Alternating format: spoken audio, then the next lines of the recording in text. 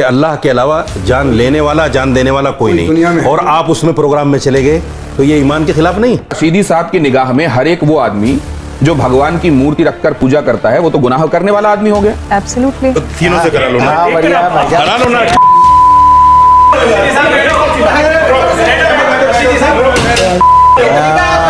ये कि माइक तोड़ दिया यार।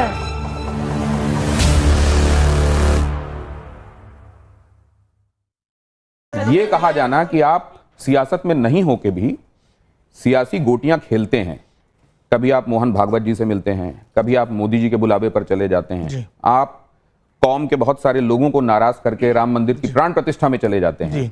क्या आप ये सियासी डोरियां हैं जो बगैर सियासत में शामिल हुए खींचते रहते हैं?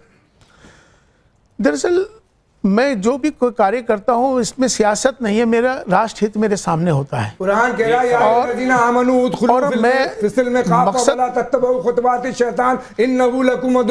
मैं ईमान वालों इस्लाम में पूरी तरह दाखिल हो जाओ। शैतान तुम्हारा खुला हुआ दुश्मन है, इसके कदम ब कदम न चलो, और ये अगर शैतान के कदम पर कदम चले तो इनकी जवाबदेही होगी हमारी। शैतान कौन है? शैतान किस पर शैतान की बात कहते हैं? अगर देश की बात करो तो शैतान प्यार की बात करो। नाम तो क्या कह रहे हैं? मैंने उसका तर्जुमा भी बता दिया, तब भी नहीं समझ रहे। देश की बात की तो इन्होंने कहा शैतान खुला घूम रहा है। नहीं, आप गलत कह रहे हैं। कुरान ये कह रहा है ए ईमान वालों इस्लाम में पूरी तरह दाखिल हो जाओ। वो कह रहे हैं शैतान कौन है? मैं कह रहा हूँ पूरी बात तो सुनो। प्राण प्रतिष्ठा का मतलब ये होता है हजरत, मूर्ति में जान डालना, प्राण प्रतिष्ठा इसको कहते हैं। मेरा अकीदा ये है, हर मुसलमान का अकीदा ये है कि अल्लाह के अलावा जान लेने वाला जान देने वाला कोई नहीं, और आप उसमें प्रोग्राम में चले गए, तो ये ईमान के खिलाफ नहीं, इस्लाम के अकीदे के खिलाफ नहीं।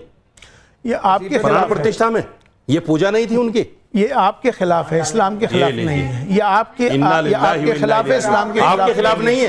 आपके खिलाफ नहीं है, आपके खिलाफ नहीं है क्या? नहीं है। प्राण प्रतिष्ठा आप कर सकते हो मूर्ति में, अब उनका और आप वहां गए, बिल्कुल। क्या इसीलिए कुफ्र का फतवा आपके लिए जारी हुआ? यकीनन। ऐसे नहीं तो ये क्या ये कुफ्र है? नहीं, मुझे एक बात समझने दीजिए, एक सेकंड। अगर ये कुफ्र से भी आगे बढ़कर शिर्क है तो अंबर जैदी, क्या रशीदी साहब की निगाह में हर एक वो आदमी जो भगवान की मूर्ति रखकर पूजा करता है वो तो गुनाह करने वाला आदमी हो गया? एब्सोल्युटली। तो हर एक वो आदमी इनकी निगाह में काफिर हो गया? बिल्कुल। तो क्या इनका कहना यह है कि हर एक वो आदमी मजहब के हिसाब से सजा का हकदार हो गया?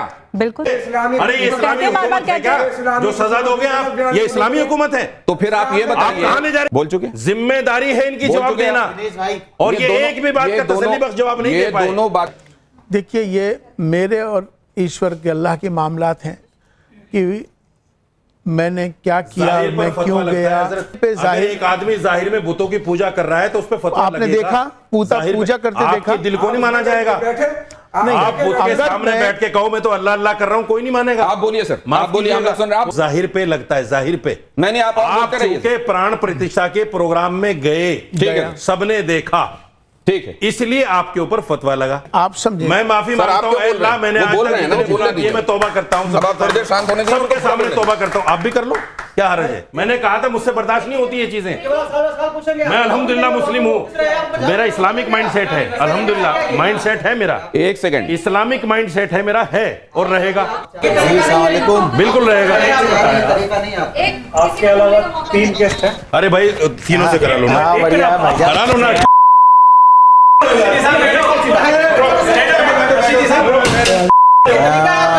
ये कि माइक तोड़ दिया यार।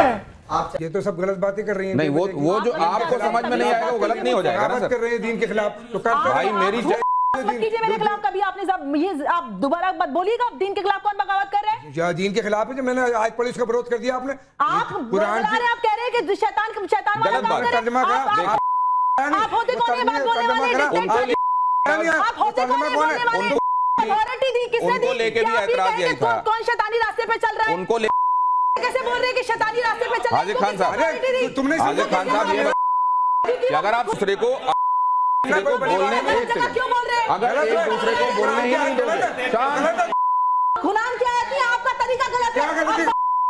क्या का तरीका गलत है? अगर करने की कोशिश मुझे मत समझ। ये क्या प्लीज आप देख नहीं रहे? साजिश कर रहे हैं सत्ता को भड़काने के लिए। ये सत्ता से जुदा एक पूरी सेकंड, दुनिया को बर्बाद कर रही तो है। एक सेकंड। बोलिए तो ये कर क्या रहे हैं? एक ये सेकंड, दीन की प्राइवेसी भी नहीं डालती, एक सेकंड।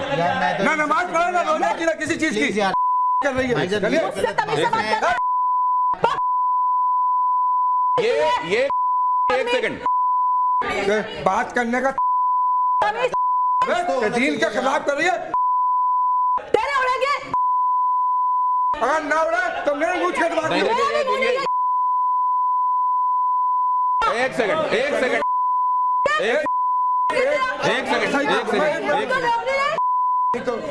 तो अभी आप लोग लगातार ये देख ही रहे हैं कि किस तरीके से कई बार सवाल करना लेकिन जवाब नहीं सुनने की जो आदत है, या वही जवाब चाहिए जो हम सुनना चाहते हैं, ये ईदर माय वे और हाईवे वाला जो तरीका है कि केवल हमारे तरीके से चलिए वरना आप गलत हैं, उसी के चलते यहां से 3 लोग अभी आपको चले गए दिखाई दे रहे हैं। लेकिन ये धर्म संकट तो अभी आगे जारी है, इसलिए अब आपको मैं इमाम साहब कहूंगा कि जरा मेरे साथ आए यहां और कुछ एक चीजों पर जो बहुत महत्वपूर्ण है उस पर अपना नजरिया जरूर दें। हालांकि अब ये मैं प्ले करने वाला हूं 1 बाय 1। धर्म संकट पहला, हिंदू, संविधान, मुसलमान, देश में खतरे में कौन दिखाई दे रहा है?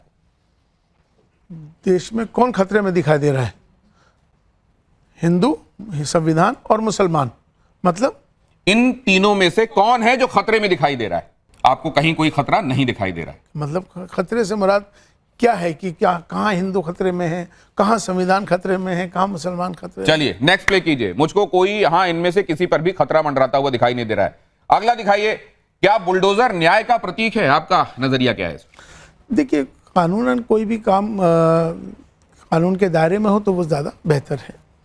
चाहे वो कोई भी एक प्रक्रिया बुलडोजर की कानून के दायरे में ठीक है, अगर कानूनन है तो उसमें कोई बुराई की बात नहीं। कानून के दायरे में चल रहा है अगर बुलडोजर तो वो ठीक है। नेक्स्ट दिखाइए। अगली, क्या देश के विकास के लिए, अगली स्लाइड कहती है यूसीसी जरूरी है, हां या नहीं? देखिए, मुझे लगता है कि ये विषय राष्ट्रीय विषय हैं मुझे, और राष्ट्रीय विषय में मुझे लगता है कि इसका होना बेहतर होगा। यूसीसी होना राष्ट्र के लिए बेहतर होगा, बेहतर होगा। कौम के लिए कैसा होगा? सभी के लिए अच्छा होगा, उसमें कौम भी आती है देश में। चलिए नेक्स्ट दिखाइए। नेक्स्ट स्लाइड कहती है मुसलमानों का सच्चा रहनुमा कौन है, औरंगजेब या मोहम्मद अली जिन्ना? क्योंकि इनको बहुत बार बहुत तरीके से रहनुमा के तौर पर प्रोजेक्ट पोर्ट्रे किया गया है। इनमें से कौन दिखाई देता है आपको रहनुमा? मैंने तो इनको भी नहीं देखा, इनको भी नहीं देखा, तो इसलिए तो इनमें से कोई भी मेरे को रहनुमा नहीं दिखाई देता, ये कह रहे हैं। मोदी जी रहनुमा दिखते हैं। कौन दिखाई देता आपको रहनुमा? नरेंद्र मोदी जी रहनुमा दिखते हैं, जिनको हमने देखा है।